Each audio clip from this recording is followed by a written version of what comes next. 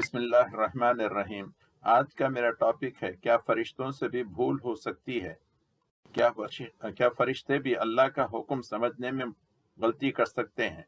جی ہاں، میں نے ایک حصہ لیا ہے جو مولانا زکریا کندھلوی مصنف فضائل الاعمال کی کتاب باب فضائل النماز صفحے 10 سے لیا ہے۔ مولانا زکریا فرماتے ہیں، ام کلثوم کے خاوند عبد الرحمن تھے۔ ایک دفعہ ایسی سکتے کی حالت ہو گئی کہ سب نے انتقال ہونا تجویز کر لیا۔ ام کلثوم اٹھیں اور نماز کی نیت باندھی۔ نماز سے فارغ ہوئی تو عبد الرحمن کو بھی افاقہ ہوا۔ لوگوں سے پوچھا کہ کیا میری حالت موت کی سی ہو گئی تھی؟ لوگوں نے عرض کیا کہ جی ہاں۔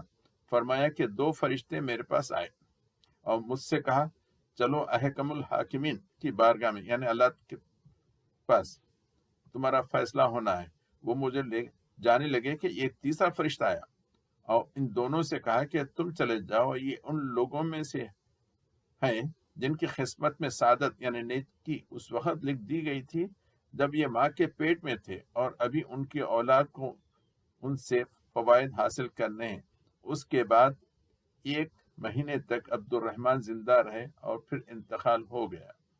ایک قصہ مولانا زکریا نے لکھ دیا اور تبلیغی جماعت والوں نے اس قصے کو پڑھ لیا اور اپنا دماغ استعمال نہیں کیا۔ زکریا کاندھلوی نے نظام الہی میں بھی غلطی ڈھونڈ نکالی۔